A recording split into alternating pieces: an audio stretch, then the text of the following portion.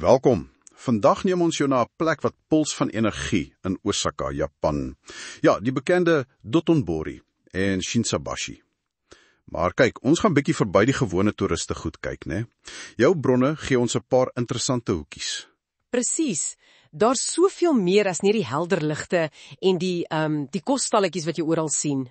Ja, ons wil so 'n bietjie die stories agter dit alles optel. Die geskiedenis, die snaakse goed, die plekkies wat jy dalk misloop as jy net vinnig deurstap. Inderdaad. Dis fascinant hoe die bronne wys dat hierdie area se wel amper oorweldigende energie van vandag eintlik diep wortels het, 'n ryk, soms nogal dramatiese verlede. Kom ons kop af by die Dotonbori kanaal self. Die storie daar begin, is nogal hartseer eintlik. 1612, 'n saakman, Yasui Doton. Ja, die bronne sê hy het 'n groot visie gehad, handel bevorder, jy weet, hy het alles op die spel geplaas. Blykbaar selfs sy huis verpand. Regtig, wow. Ja, en die tragiese deel, hy sterf in die slag van Osaka voor die kanaal klaar is. Ai, nee, so hy het dit nooit gesien nie. Nee, sy familie, ek dink dis sy seun of neefs, hulle voltooi dit toe in 1615 en hulle noem dit na hom. Dis nogal 'n storie. En daardie aanvanklike droom het die hele area gevorm, né? Die vermaaklikheidsplek waar dit geword het. Absoluut. Dis waar die teaters en teehuise en alles begin het. Daai energie kom van lankal af. Vandag se bootritte vertel juist daai geskiedenis. En dan is daar natuurlik daai Glyco Running Man bord. Dis onmoontlik om te mis. Definitief nie. Maar dis ook meer as net 'n advertensie. Dis 'n simbool van deursettingsvermoë. Hoe so? Wel, dink daaraan, dis opgesit in 1935, toe kom die Tweede Wêreldoorlog, hulle moes dit afhaal, vir veiligheid, jy weet, liggaamvalle en so. Maak sin. Nie die einde nie, né? Ek lees dit is later deur 'n tifoon ook vernietig. Dis reg, maar elke keer het dit teruggekom, helderder, beter. Nou is dit moderne LEDs, dis lewende geskiedenis, reg tussen al die nuwe goed. Dit sê iets van Osaka se gees. Daai gees is orals, maar weg van daai hoofstraatse rumoer, daar is stiller plekkies ook. Die bronne noem Gozenji Yokocho. Ah, ja, dis 'n juweel, en nou klipgeplaveide steegie, baie atmosferies, met die lanterns en tradisionele restaurantjies. Dit klink amper soos 'n ander wêreld, net 'n paar tree weg. Presies dit. En daar kry jy die Hozenji-tempel, met die Mizukake Fudo standbeeld. Die is heeltemal toegegroei met mos. Dis pragtig. Hoekom nie mos?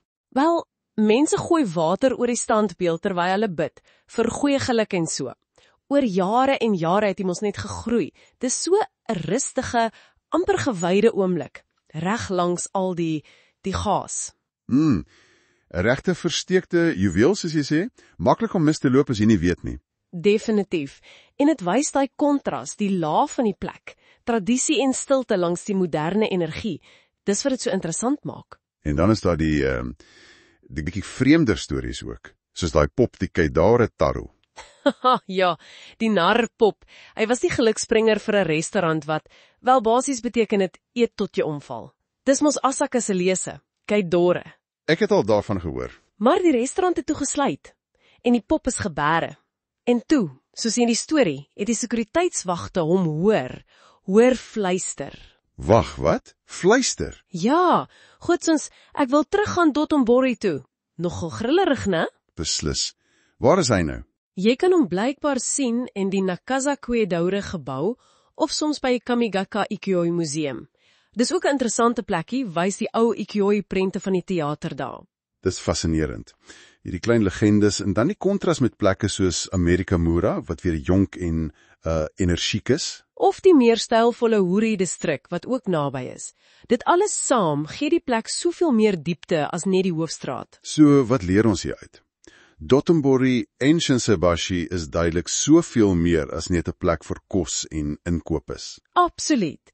Dis 'n plek met diep wortels, stories van drome, tragedie, ongelooflike veerkragtigheid. En unieke karakters, soos Kodaure Taro, en daardie stil, amper heilige, versteekte plekkies. Ja, as jy net bereid is om so 'n bietjie rond te kyk, weet jy, 'n bietjie dieper te delf. En dit laat 'n mens dink, né? Hoe so? Wel, volgende keer as jy jouself in enige besige, bekende area bevind, enige plek in die wêreld, stop 'n bietjie. Kyk rond. Ja, goeie punt. Watter stories skuil net daar, agter die blink fasades, of in daai stil soustraatjie?